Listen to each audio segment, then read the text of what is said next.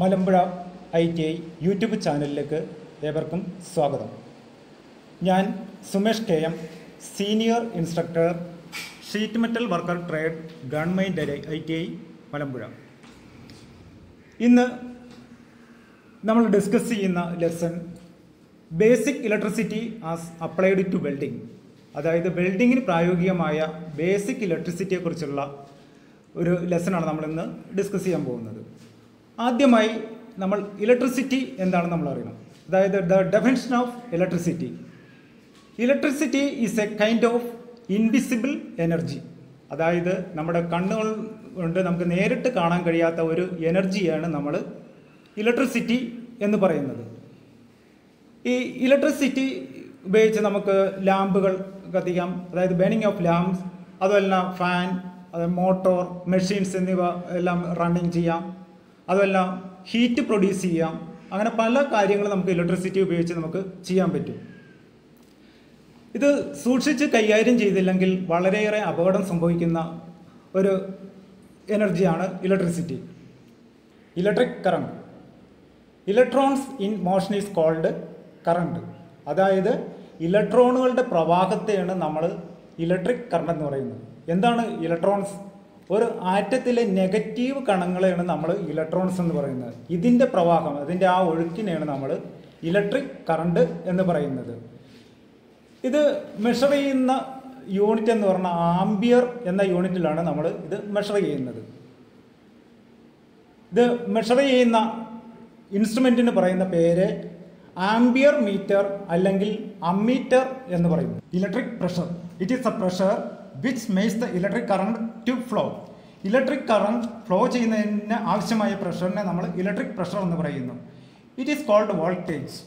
ഇതിന് വോൾട്ടേജ് എന്ന് പറയും. അതല്ലെങ്കിൽ ഇലക്ട്രോ മോട്ടീവ് ഫോഴ്സ്, അതായത് EMF എന്ന് പറയും. Its measuring unit is volt. ഇതിൻ്റെ യൂണിറ്റ് എന്ന് മെഷറിംഗ് യൂണിറ്റ് എന്ന് പറയുന്നത് വോൾട്ടാണ്.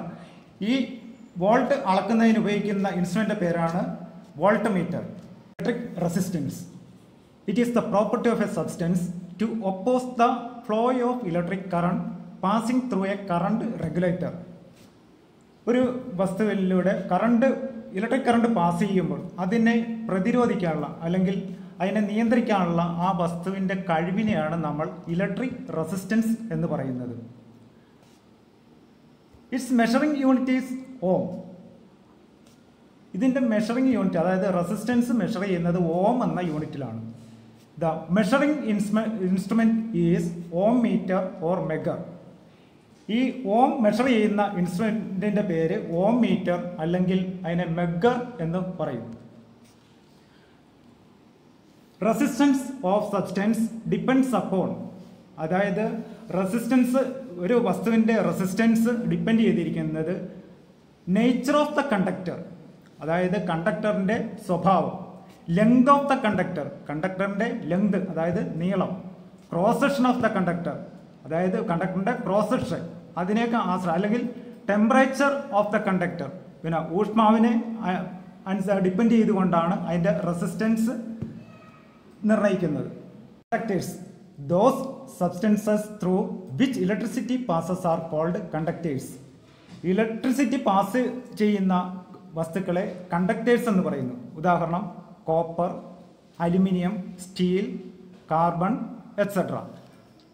സാധാരണ ഇലക്ട്രിക് കേബിളുകളൊക്കെ ഉണ്ടാക്കാൻ വേണ്ടി നമ്മൾ കൂടുതലായിട്ട് ഉപയോഗിക്കുന്നത് കോപ്പർ, അലുമിനിയം എന്നീ മെറ്റൽസ് ആണ്. അതായത് ഇത് ഏറ്റവും നല്ല രീതിയിൽ പിന്നെ ഇലക്ട്രിസിറ്റിയെ പാസ് ചെയ്യുന്ന വസ്തുക്കളായതുകൊണ്ടാണ് നമ്മൾ കോപ്പറും അലുമിനിയവും ഇലക്ട്രിക് കേബിൾ ഉണ്ടാക്കാൻ വേണ്ടി നമ്മൾ ഉപയോഗിക്കുന്നത്.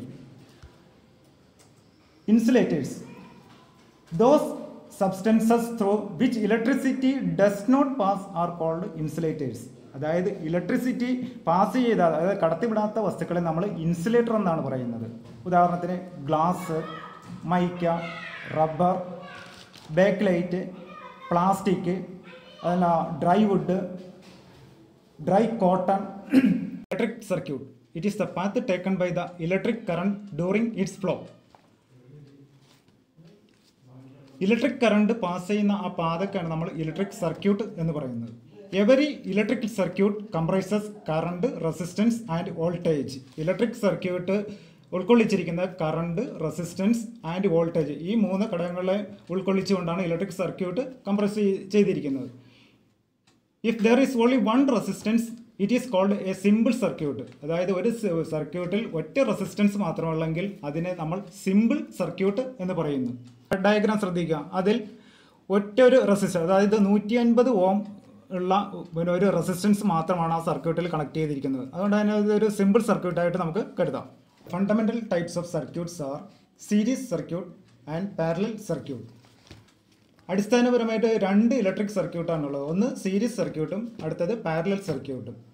In series circuit the resistance of circuit are connected in a series end to end making only one path in which the current flows. അതായത് സീരീസ് സർക്യൂട്ടിൽ റെസിസ്റ്റൻസ് കണക്ട് ചെയ്യുന്നത് എൻഡ് ടു എൻഡ് വരെ connect ചെയ്യുന്നത് series ആയിട്ടായിരിക്കും.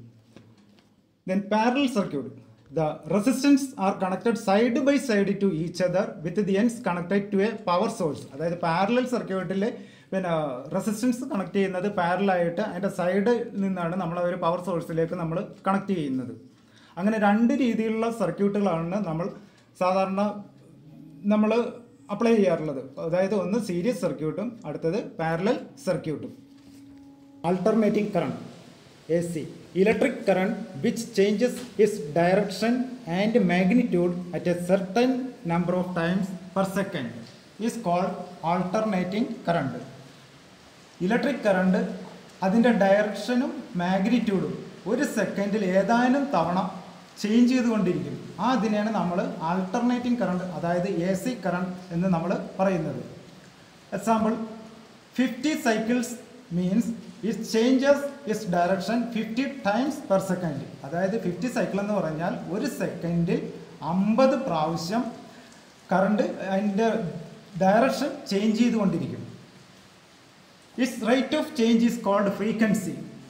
ഈ ചേഞ്ചിൻ്റെ rate എന്ന് പറയുന്നതിനെ ഫ്രീക്വൻസി എന്നാണ് പറയുന്നത്. ഇതിൻ്റെ യൂണിറ്റ് എന്ന് പറയുന്നത് hertz. In India the frequency of AC is 50 cycles per second. ഇന്ത്യയിൽ ആൾട്ടർനേറ്റിംഗ് കറണ്ടിൻ്റെ ഫ്രീക്വൻസി എന്ന് പറയുന്നത് 50 സൈക്കിളാണ്. ഡയറക്റ്റ് കറണ്ട്, അതായത് DC current, electric current which always flows in a particular direction is known as direct current. അതായത് electric current particular ഡയറക്ഷനിലാണ് pass ചെയ്യുന്നത്. അതായത് നെഗറ്റീവിൽ നിന്ന് പോസിറ്റീവിലേക്കോ അല്ലെങ്കിൽ പോസിറ്റീവിൽ നിന്ന് നെഗറ്റീവിലേക്കോ പാസ് ചെയ്യുന്നത് DC കറണ്ടിൽ ഒറ്റൊരു ഡയറക്ഷനിൽ മാത്രമായിരിക്കും.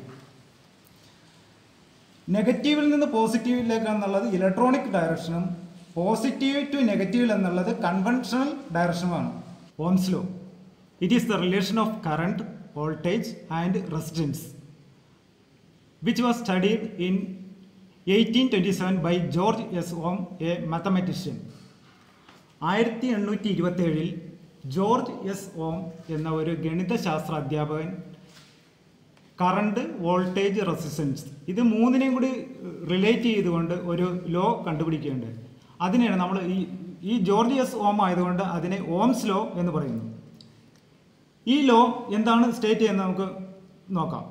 The law States in an electric circuit at a constant temperature the current varies directly as the voltage and inversely as the resistance. That is, current increases when voltage increases. Current decreases, resistance increases. അതായത് Ohm's law പ്രതിപാദിക്കുന്നതെന്ന് പറഞ്ഞാൽ ഒരു electric circuit, അതായത് അത് at A constant temperature, സ്ഥിര ഊഷ്മാവിൽ അതിൻ്റെ current varies directly as the voltage, അതിൻ്റെ current പിന്നെ വോൾട്ടേജിന് നേർ അനുപാതത്തിലും റെസിസ്റ്റൻസിന് നേർ വിപരീത അനുപാതത്തിലും ആയിരിക്കും. അതായത് കറണ്ട് കൂടുമ്പോൾ വോൾട്ടേജ് കൂടും, അതായത് കറണ്ട് കുറയുമ്പോൾ റെസിസ്റ്റൻസ് കൂടും. അതായത് current is equal to voltage by resistance, I equal to V/R. ഇന്നത്തെ ക്ലാസ്സിൽ നമ്മൾ പ്രതിപാദിച്ചത് ഇലക്ട്രിക് കറണ്ട്, പ്രഷർ, റെസിസ്റ്റൻസ് ഇവയുടെ വ്യത്യാസങ്ങൾ, അതുപോലെ തന്നെ കണ്ടക്ടേഴ്സും ഇൻസുലേറ്റേഴ്സും തമ്മിലുള്ള വ്യത്യാസങ്ങൾ എന്തൊക്കെയാണെന്നും, അതുപോലെ തന്നെ AC കറണ്ട്, ആൾട്ടർനേറ്റിംഗ് കറണ്ടും ഡയറക്റ്റ് കറണ്ട് DC കറണ്ടും തമ്മിലുള്ള വ്യത്യാസങ്ങൾ, അതുപോലെ തന്നെ ഓംസ് ലോ എന്താണ് പ്രതിപാദിക്കുന്നതെന്നും അതിൻ്റെ ഉപയോഗം എന്താണെന്നും എന്നാണ് നമ്മൾ ഇന്നത്തെ ക്ലാസ്സുകളിൽ നമ്മൾ പ്രതിപാദിക്കേണ്ടത്.